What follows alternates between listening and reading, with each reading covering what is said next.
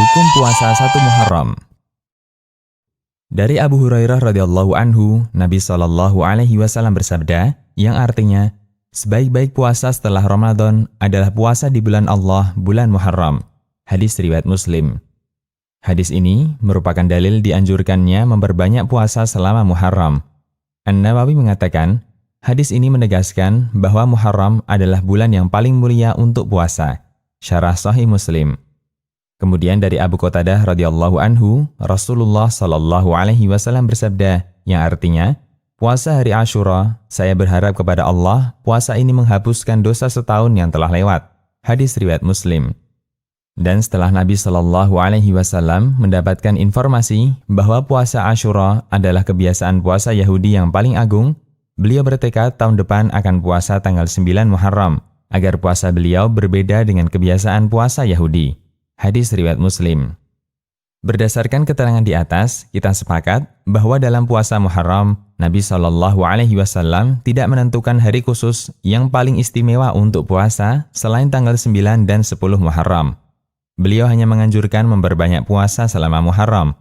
Karena itu, tidak dibenarkan seseorang menyatakan ada anjuran khusus untuk berpuasa tanggal 1 Muharram atau tanggal sekian Muharram, sementara dia tidak memiliki dalil yang mendukung pernyataannya. Hukum puasa tanggal 1 Muharram. Satu prinsip yang penting untuk kita garis bawahi, bahwa satu amal yang sama bisa jadi memiliki hukum yang berbeda, tergantung dari niat pelakunya. Rasulullah SAW memberikan kaidah yang artinya, sah dan tidaknya amal bergantung pada niatnya, dan seseorang akan mendapatkan sesuai dengan apa yang dia niatkan. Hadis riwayat Bukhari dan Muslim. Sebagai contoh, misalnya, ada orang yang menyerahkan sejumlah uang kepada orang lain, ambillah uang ini. Ada 3 kemungkinan akad yang berlangsung dalam kasus ini. 1. Jika ia berniat mendermakannya, maka akadnya adalah hibah. 2. Jika tidak niat berderma, maka akadnya adalah qard atau utang, yang wajib dikembalikan oleh penerima uang. Atau 3. Akadnya wadi'ah atau titipan, yang wajib dijaga oleh penerima. Bentuknya penyerahan uang, namun hukumnya berbeda karena perbedaan niat saat penyerahan uang itu. Contoh yang lain, si A melakukan puasa di hari Senin tanggal 9 Dzulhijjah. Ada 3 kemungkinan hukum puasa tersebut. 1. Jika si A meniatkan puasa untuk qadha Ramadan yang menjadi tanggungannya, maka statusnya puasa wajib.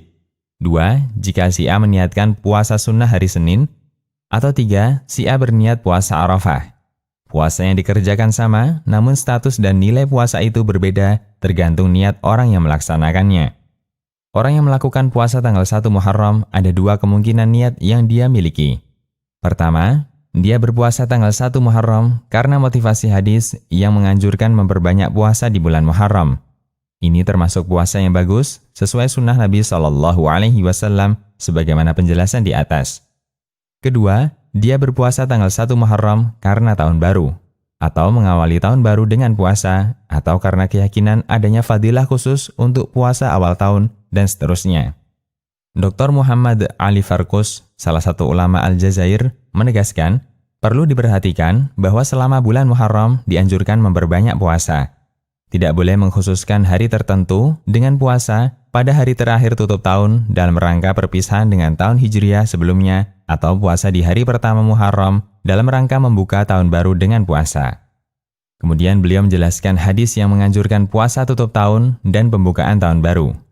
Beliau mengatakan, orang yang mengkhususkan puasa pada hari terakhir tutup tahun atau hari pertama tahun baru, mereka dengan hadis palsu. Barang siapa yang puasa pada hari terakhir Dzulhijjah dan hari pertama Muharram, berarti dia menutup tahun sebelumnya dan membuka tahun baru dengan puasa. Allah jadikan puasa ini sebagai kafarah dosanya selama 50 tahun. Hadis ini adalah dusta dan kebohongan atas nama Nabi SAW. Dalam hadis ini terdapat perawi bernama Ahmad bin Abdullah Al-Harawi dan Wahab bin Wahab. As-Suyuti menilai keduanya perawi pendusta. Al-Lali Al-Masnu'ah. Penilaian yang sama juga disampaikan Asy-Syaukani dalam Al-Fawaid Al-Majmu'ah. Peringatan Al-Hafidh Abu Syamah. Banyaknya amalan yang beredar di tengah masyarakat terkait tahun baru Hijriah menjadi sebab para ulama hadis mengingatkan masyarakat untuk menghindari amalan semacam itu. Di antaranya Al-Hafidh Abu Syamah, seorang ahli sejarah dan ahli hadis dari Damaskus. Dalam kitabnya Al-Bahis ala Inkar Al-Bida', beliau menegaskan bahwa berbagai hadis yang menyebutkan keutamaan amalan di akhir tahun atau awal tahun, semuanya hadis yang sama sekali tidak ada dalam kitab hadis atau la aslalahu.